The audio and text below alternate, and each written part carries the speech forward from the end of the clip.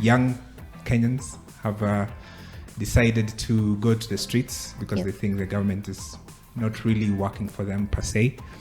And they're calling themselves tribeless, partyless, leaderless for the last few weeks, close to a month now. So what has been your observation so far? I think what I've observed with the protests in the country is that young people are asking for accountability from the government. They're basically asking for a Kenya that they can live in. They do not want to go to live in different countries or work in different countries. They want a Kenya that is livable for them, where they can actually go to school, work, get affordable and proper medical care. That's basically what they're asking for, and what has been made unattainable by the government of Kenya at the moment. Because if you look at the cost of education right now, it's extremely expensive, and young people are realizing that in the next couple of years we're going to have probably our younger siblings uneducated, so the illiteracy levels is going to go up. We will have no access to proper medical care, and that's why young people are like, we don't want this, we would like this to work for us. So they're basically asking for things to work for them, and the government to make sure that the taxes we pay as young people, because some of us are also working and we are contributing to building our country. So the taxes that we pay, we want to see them put into good use, because what has happened is that there's been a lot of pilferage of resources, public resources, by the political class.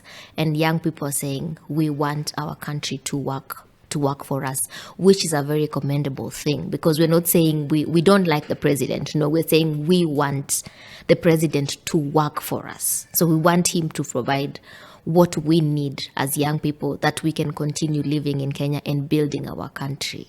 Yeah. So I think it's a very bold step, and I think I would encourage it, and for young people to actually stand up for themselves and to question the political class, because remember, the political class are representatives of the people, and the young people at the moment, they are like, we make up 70% of the country, actually more than 70% of the country. So we are the majority in this country, and we're asking the government to make the systems work for us in the next couple of years. Yeah, and I think that's like a pivotal point, because as I mentioned, like they are not necessarily guided by a party, right? Or just a tribe.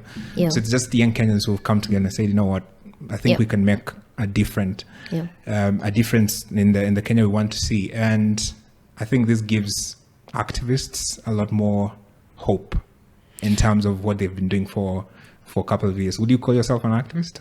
I think we are all activists when we are advocating for the right thing. And I think right now, there's been a joke that baddies are out in the streets, so we are all activists when you're fighting for the right thing. So all the young people right now are fighting for what is right, what is rightfully theirs as young people of this country. And any country in the world is built by young people. So we are asking for what needs to work for us in our country. We're asking for accountability from the government on the resources that it has. These resources have been, given to the government by the people.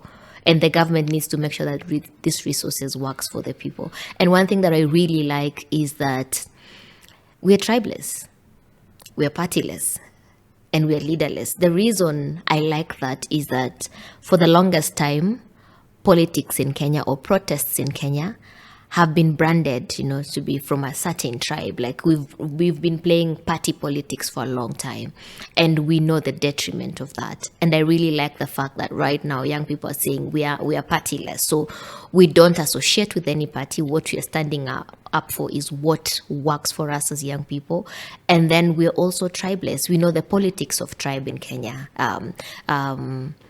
Since Mzee Jomo Kenyatta's time. So we've seen the impact of the politics of tribe in Kenya. And I like that we're putting aside tribe, but we are moving towards issue-based politics, because we want education to work for us. We want healthcare to work for us. We want to have employment. We want agriculture to work for us. And I think a lot of young people, especially those who come from farming communities, have been really upset at the fact that some of their parents were sold fake fertilizers. So we're talking about issue-based politics, and this issue-based politics is driven by young people.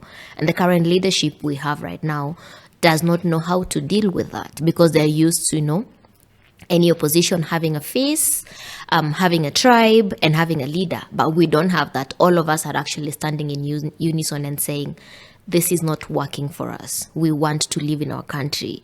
You've lived abroad, I know, and it's not as easy as being at home. Like, I dread at the thought of having to live abroad because it's not as home. So we're asking the government that we want to live at home, we want to excel at home, and we want to build our country here. We don't want to, send remittances here. No, we don't want that. We want everything here to work for us, and that's what we're fighting for.